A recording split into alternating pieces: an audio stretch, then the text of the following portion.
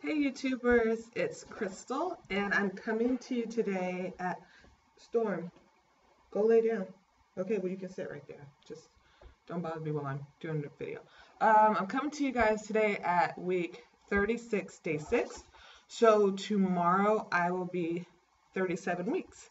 Um, but there's a little surprise. I'm not going to go 40 weeks.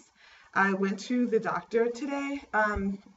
To get a stress test done. I've been having those done every week for probably the past month or so, and that's when they monitor the baby's movements and the baby's heart rate. And the reason why they have me doing the stress test is because of my hypertension. You guys know that I have high blood pressure, and all the stress tests have been perfectly fine.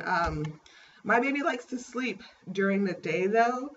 He is up all night long. So I know that when I actually have him, I'm gonna have a night owl. And I can't blame anybody but myself because I'm a night owl too. So it'll be good since I like staying up and he'll probably be up until I have to go back to work.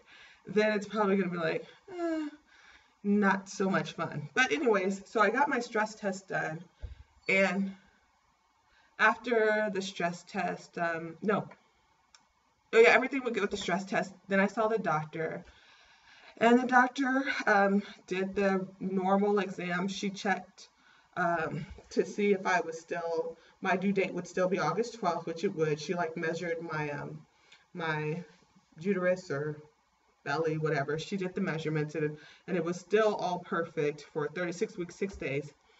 But then all of a sudden she was like, "So, has anybody talked to you about getting induced? Have you set your date for you to get induced?" I'm like, "Excuse me?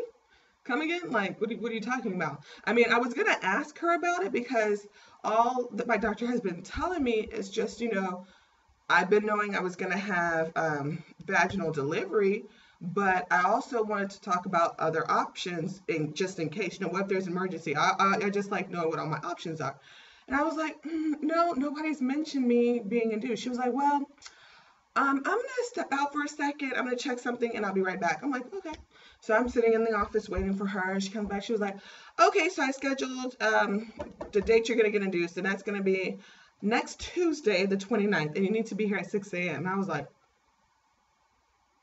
what did you just say? Like, what did you just tell me? I got so like flushed or whatever. I can't think of the word right now. I'm still shocked. Yeah, let me just say, I was so shocked when she said that. I was sitting down, and I know if I was standing up, I probably would have passed out.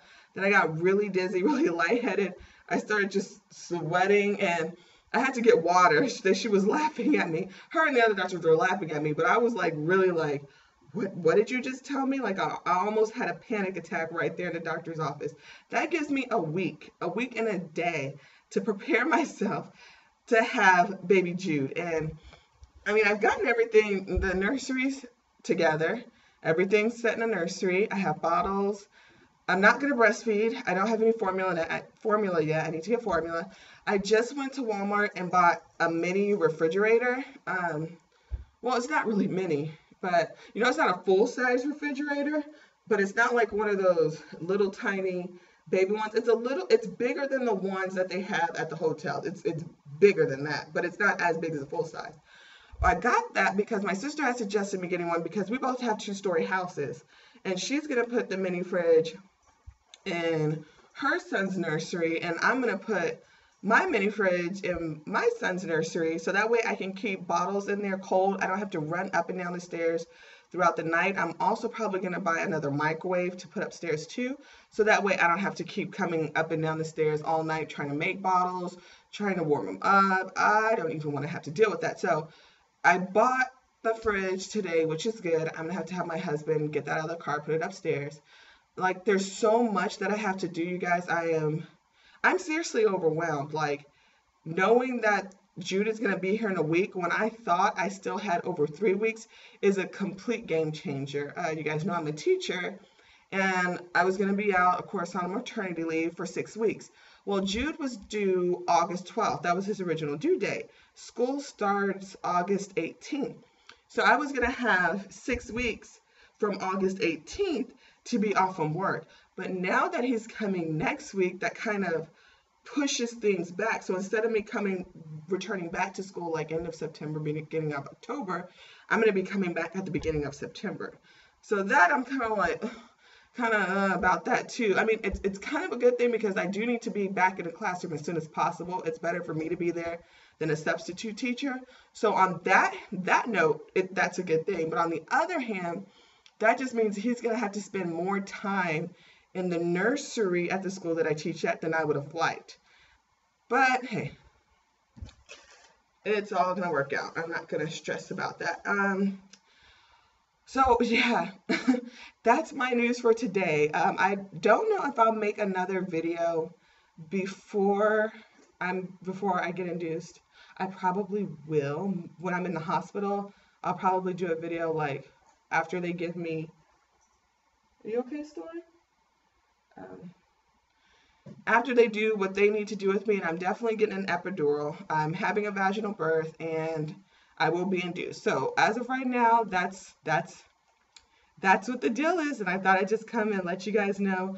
There was something else that I wanted to talk about. My pulse rate. Okay, like I've said a million times, you guys know about my high blood pressure, but my pulse rate has been through the roof. I didn't tell you guys, but for the past couple of weeks, I've been having real contractions. I'm not talking about Braxton Hicks fake practice contractions. I'm talking about serious, oh my God, I think I'm going into labor. Eyes squinch, like my toes curl. I'm like, paralyzing freaking contractions. So I had those, I think it was like the day after 4th of July or 4th of July. And I went to the emergency room because they weren't every 5 minutes. They were like a couple every 10 minutes. But it was my first, this is my first baby. I'm not really too sure what to look for. I just knew I was in a lot of pain and I need to go to the ER. So I went to the ER. They ended up discharging me. They monitored me for hours and I was having very intense contractions. They confirmed that. They put this machine on you that actually measures your contractions and how strong they are. My dog is being so needy right now, I think because she knows the baby's coming. So the doctor was like, you are having intense contractions, but they're every 10 minutes as opposed to every 5 minutes. So they discharged me and told me to come back. They're every 5 minutes. Well, I go back to the doctor, to the ER, like the next week or the week after because I'm having these horrible contractions again. And I mean, it was so bad. I was balled up in the bed. I couldn't walk. I couldn't move. I was in so much pain. I went back once again. I am having actual contractions, but I had not dilated. My water hadn't broke, and they weren't every 5 minutes apart. So once again, the doctor gave me the same news. Oh, you're free to go. We'll go ahead and discharge you. Well, while I was there the second time, of course, they drew blood and checked my pulse and everything, and I guess it was high, but they didn't tell me how high. They checked it with the monitor, the nurse did. Well, then the ER doctor came back and she wanted to check it manually. So she checks my pulse and she was like, your pulse is really high. And that's normal for me. My normal resting pulse is usually 99 to 100. I know the average person's pulse rate is usually like between 50 and 70. Well, my heart goes 99 to 100 normal without me exercising or without me doing any kind of moving. But the ER doctor didn't tell me how high it was. Well, when I went to the doctor this morning, they measured me, they checked my pulse again, and it was resting. My pulse was 129. And they thought, okay, well, maybe it's the machine. So then the doctor came in, and actually a medical student came in. He did it, I guess, just to double check. It was 129. Then the actual doctor came back in. She did it manually to check, and my pulse was 130. So my pulse rate right now is through the freaking roof. So I think the reason why they're inducing me is a combination of my blood pressure, because she did say that because I'm on, because I have hypertension, I'm on blood pressure meds, that they usually do induce women like me at 38 weeks. And because my pulse rate is so high, I mean, I'm thinking I don't know for sure if it has to do with my pulse rate, but I'm assuming it is because she kept mentioning that my pulse rate was really high too. So those are the two factors that are playing into me having to get induced next week. What else? Well, trying to think. Oh, I bought to prepare myself for labor. I bought a pretty pusher. They're called pretty pusher like labor gowns. Like they're actually really pretty. I ordered them. I think it's pretty pushers with an S at the end.com. And they sell different colors and different styles, and it's made for you to wear so you don't have those ugly, like hard, nasty hospital gowns on that you don't know who's been in. They're nice, colorful, quality hospital gowns that are made like dresses, and they have the openings like the ties in the front, so you can just untie if you need to, tie in the back. It's made just like a hospital gown, but it's like a halter top. They have different styles. Some say things, different colors. But they're absolutely cute. Like I bought a green one. I have it upstairs, but it's still in its packaging in my hospital bag. So, and I'm sorry, I'm too tired to go upstairs to get it, but I bought a green one, and oh, it is the cutest thing. I'm so glad that, oh, come here, Storm. Storm, here. Yeah. I'm so glad that I found that site, and I can't even remember how I came across it because I'm like, oh, maybe I'll look halfway decent when I'm pushing Jude out.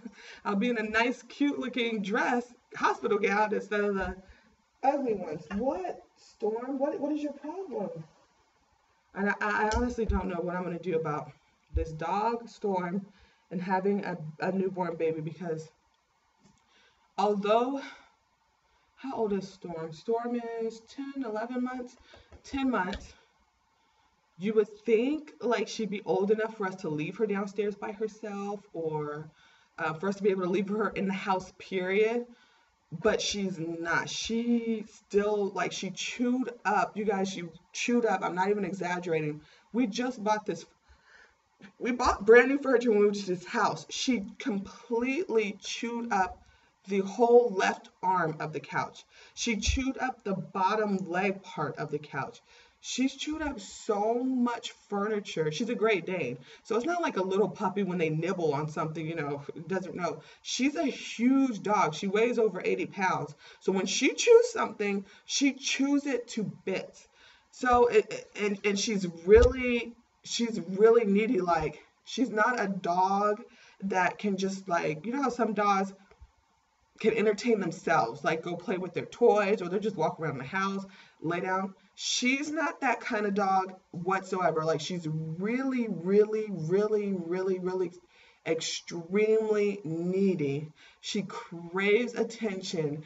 And so if you do leave her by herself, or if you even try to do something with her not right next to you, she will find you and she will whine and she will whine and she will whine and she will whine and she will whine until you do what she wants you to do or you give her some attention. And honestly, I don't have the mental capacity to deal with her like that while I'm trying to take care of a newborn. I'm serious, like taking care of Storm, who's really my husband's dog. I didn't ask for a dog. I didn't want a dog. I love her, but I didn't want that responsibility. But my husband did. But who's home? Okay, all summer? Me. Who's home even during the school year? Me. I mean, he works all the time. So really, she's like my dog. And so she's really over.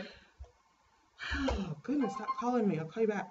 She's extremely overbearing and I love her to death, but I'm trying to figure out how I'm going to make this work with taking care of Jude and also having to take care of Storm. Well, that wasn't originally part of my discussion. I just felt like I needed somebody to talk to about that and to get it off my chest.